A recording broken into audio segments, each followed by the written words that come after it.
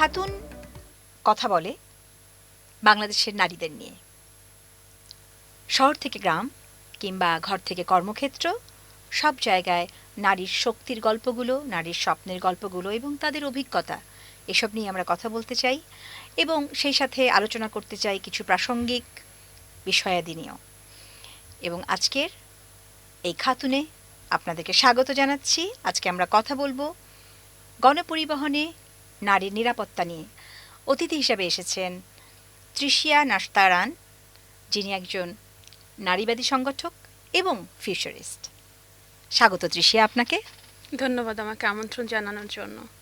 গণপরিবহনে নারীর নিরাপত্তা, সেই বিষয়টা নিয়ে আপনি যে অতিথি হয়ে এলেন, সেইটার যে প্রাসঙ্গিকতা, সেইটা যদি আপনি আমাদেরকে একটু তুলে ধরতেন, তাহলে আমাদের শ্রোতারা বুঝতে পারত যে আপনার কাজের পরিধিটা আসলে কেমন, কেন আপনি একজন নারীবাদী সংগঠক কিংবা একজন ফিউচারিস্ট। আমি নারীবাদী সংগঠক হয়েছি কর্মক্ষেত্রে নারীর প্রতি বৈষম্য দেখে। আমার মনে হয়েছে বারবার আমাকে বোঝানোর চেষ্টা করা হয়েছে যে নারী এটা তোমার জায়গা না।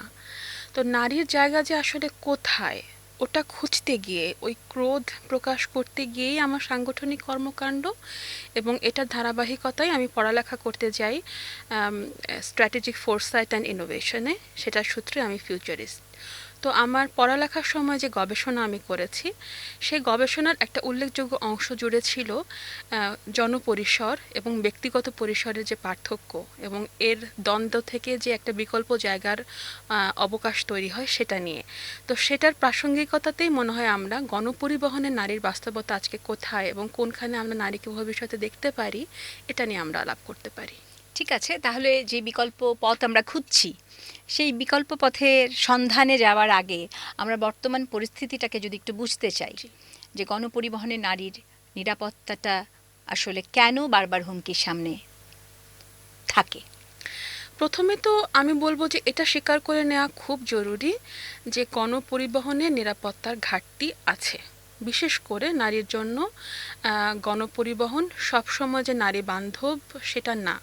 এই বাস্তবতার সপক্ষে আমরা বিভিন্ন রকমের তথ্য, বিভিন্ন খবর দেখে থাকি যে নারীর সঙ্গে সহিংসতা হচ্ছে, সেটা যৌন হয়রানি, ধর্ষণ, হত্যাকাণ্ড, এই ধরনের বিভিন্ন ঘটনাবলী কিন্তু হয়ে থাকে, ধরনের অপরাধ হয়ে থাকে। তো এটা আমাদের মেনে নিতে হবে যে বাস্তবতা হচ্ছে গণপরিবহন নারীর জন্য এখনও সম্পূর্ণরূপে নিরাপদ না।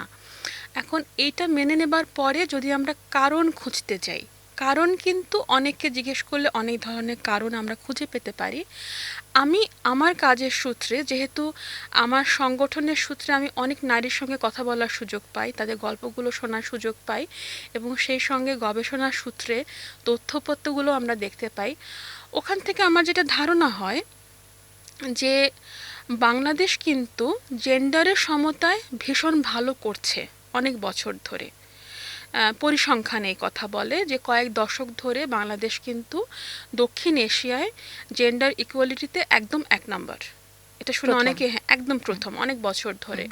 কারণ হলো যে আমরা নারী শিক্ষায় অনেক এগিয়েছি, নারীর কর্মসংস্থানে আমরা এগিয়েছি, শিশু মৃত্যুর হার কমেছে, প্রসূতির স্বাস্থ্য, নারীর হেলথ কেয়ারের অনেক অগ্রগতি আমাদের হয়েছে। তো এই সব দিক থেকে দেখা হয় বাংলাদেশকে একটা আদর্শ রাষ্ট্র হিসাবে, যেখানে নারীরা অনেক দূর এগিয়ে গিয়েছে। দুঃখজনকভাবে অন্যদিকের আরেকটা তথ্য হচ্ছে যে নারী একদিকে যেদিকে এগিয়ে যাচ্ছে, যেমন করে এগিয়ে যাচ্ছে প্রবল গতিতে, অন্যদিকে কিন্তু বাংলাদেশের নারীর প্রতি সহিংসতাও গাণিতিক হারে বাড়ছে। এর সপক্ষেও খুবই দুঃখজনক তথ্য কিন্তু আছে, পরিসংখ্যান আছে। তো এই বৈপরীত্য কেন? আমরা কিন্তু এই বৈপরীত্য কেন আমরা কিন্তু আশা করি সাধারণত যে যদি আমরা নারীর শিক্ষা বাড়াই, নারীকে যদি আমরা স্বাবলম্বী করে তুলি, যদি সক্ষম করে তুলি, তাহলে তার ভবিষ্যৎ সুন্দর হবে, তার সুখী জীবন পাওয়ার স্বপ্ন আরও সম্ভব হবে। কিন্তু সহিংসতা কেন বাড়ছে? তো এটার পেছনে কারণ হিসেবে দেখা যায় যে আমরা নারীকে যতখানি প্রশিক্ষণ দিচ্ছি, নারীকে যতখানি যোগ্য করছি, পুরুষকে অতখানি যোগ্য করে তোলার প্রয়োজন আমরা বোধ করছি না। আমরা একটা পিতৃতান্ত্রিক সমাজে বাস করি, তো আমরা অনেক সময় ধরেই নেই যে পুরুষ তো জন্মসূত্রেই যোগ্য, তাকে আবার শেখানোর কি আছে? পুরুষ মানুষ জন্মেছে, পুরুষ হয়ে সে বিচরণ করতে পারবে, টিকে যাবে। যেটা যুগে যুগে হয়ে আসছে। কিন্তু পুরুষকে কেউ শেখাচ্ছে না এই যে তুমি এতদিন নারীকে ঘরের বাইরে দেখোনি, এখন ঘর থেকে বের হয়ে মানে জনপরিসরে তোমার যখন তোমার দাদি নানিকে হ্যাঁ দেখোনি, দাদি নানিকে কিন্তু দেখোনি, তোমার তুমি মাকে অভ্যস্ত, দেখেছো। হ্যাঁ তুমি অভ্যস্ত না হুম, নারীকে এভাবে হুম, দেখে। মানে মায়ের থেকেও তো পরবর্তী প্রজন্মের নারী অন্যরকম, সে হ্যাঁ, আরো অগ্রসর, মাকে দেখেছো কিংবা তার দেখোনি, জীবনের হ্যাঁ, বাস্তবতাটা অন্যরকম।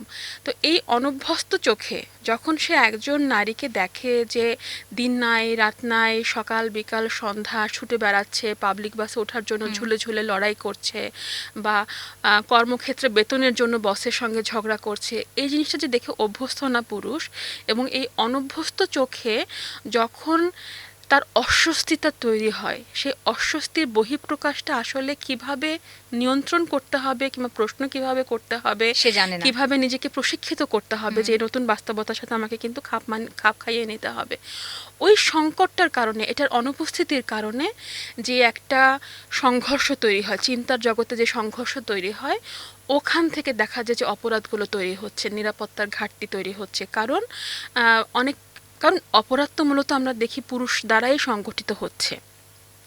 তো দেখা যাচ্ছে যে যখন তারা মনে করছে যে নারীর জায়গা এটা না, এবং যেই নারী আমার অচেনা জায়গায় চলে এসেছে, যাকে আমার প্রতিদ্বন্দ্বী মনে হচ্ছে, আমি ভয় পাচ্ছি তার যোগ্যতাকে, সে সম্ভবত খারাপ নারী, তার সঙ্গে তাকে দমন করার জন্য, দমন করার অধিকার আমার আছে এবং তাকে দমন করার জন্য আমাকে সহিংসতার আশ্রয় নিতে হতে পারে, এটা আমার অধিকার।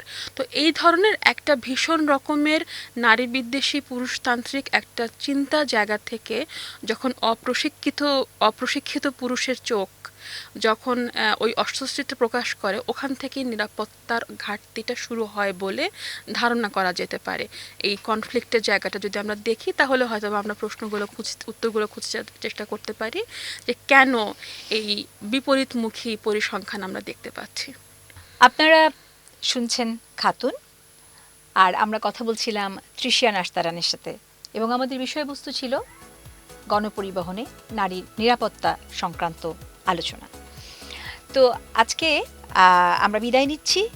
আলোচনার কিছু অংশ আমরা রেখে যাচ্ছি আবার আমাদের আগামী পর্বের জন্য। ততক্ষণ পর্যন্ত সবাই ভালো থাকুন।